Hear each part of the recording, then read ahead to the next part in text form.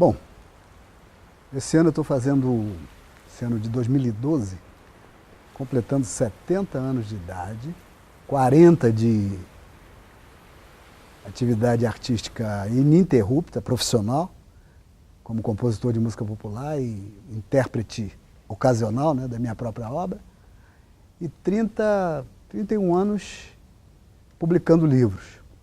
Nesses 40 anos como compositor profissional, consegui produzir cerca de mais de 350 títulos gravados, sendo que alguns deles com muitas regravações.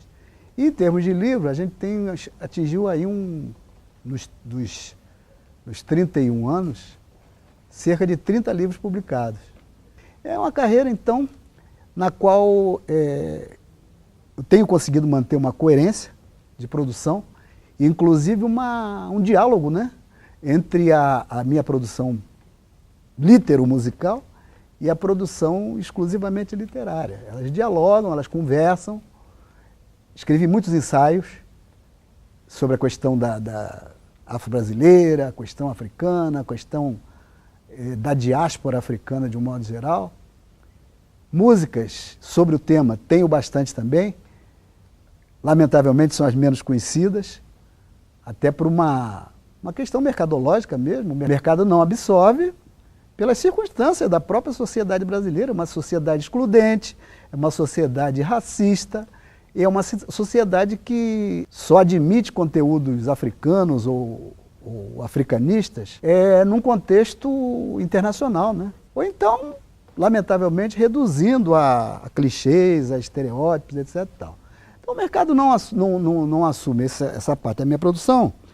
Então a produção que ficou mais conhecida é aquela do samba convencional mesmo, né?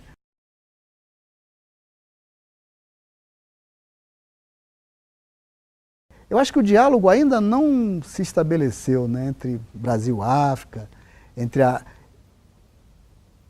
própria diáspora, né?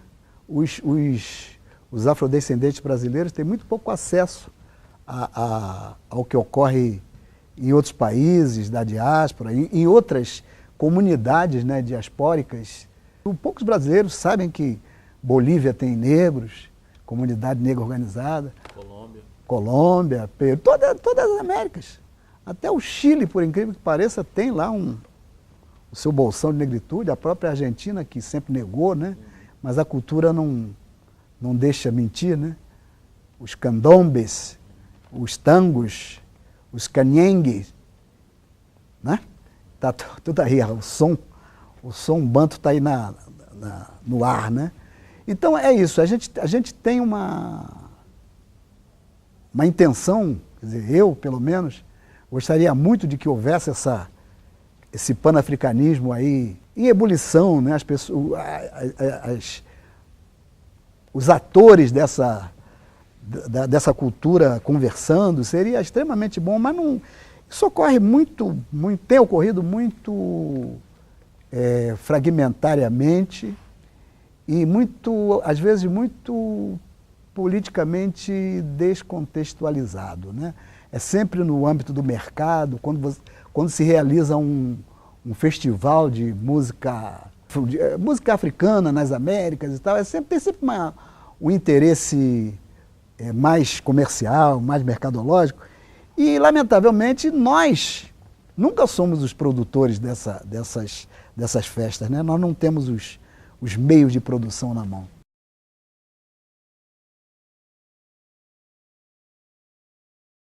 Olha, eu ouço muito, eu ouço música de um modo geral. Agora, o que eu vejo assim de ainda profundamente africanizado, ainda profundamente com os pés na raiz, é a música afro-cubana, né? Que é a matriz da música, de grande parte da música moderna mundial, né? A própria África, quando se criou na África, se criaram as raízes do afropop, né? Do African pop, com todos os astros, Fela Kuti e o Swindur foram buscar o fundamento na música afro-cubana, né? Então a música afro-cubana é a mãe delas todas. Costuma-se dizer que existem as 3 grandes músicas negras no mundo, né? Música cubana, brasileira e norte-americana.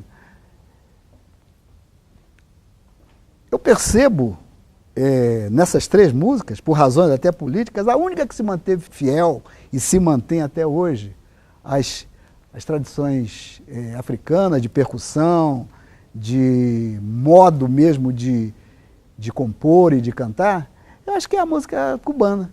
A música norte-americana nunca teve muita raiz. De uns tempos para cá veio buscando, quando o Dizzy Gillespie levou o Chano Pozo, congueiro cubano e santeiro, na década de 40, quando ele foi para lá, foi preciso que a música cubana chegasse lá para o jazz se revigorar e se reafricanizar.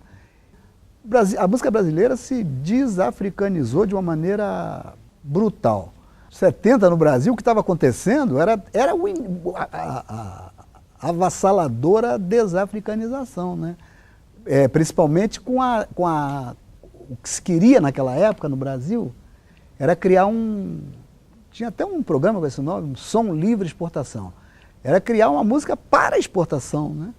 Então, o que se fez no Brasil a partir daquele momento, no meu modesto entender, eu não sou dono da verdade, foi diluição em cima de diluição, até a gente chegar a esse momento que a gente está vivendo hoje, que tem gente tentando retomar, tentando religar, mas é uma coisa ainda incipiente. Eu vejo agora, com muita esperança, o trabalho do Seu Jorge, vejo o Pretinho da Serrinha, que é um músico ainda pouco conhecido, mas um músico da melhor qualidade e faz um trabalho de muita consequência, né? Eu acredito que por esse caminho aí, alguma coisa possa surgir em termos de novidade, em termos de religação aí dessa coisa que a gente está falando.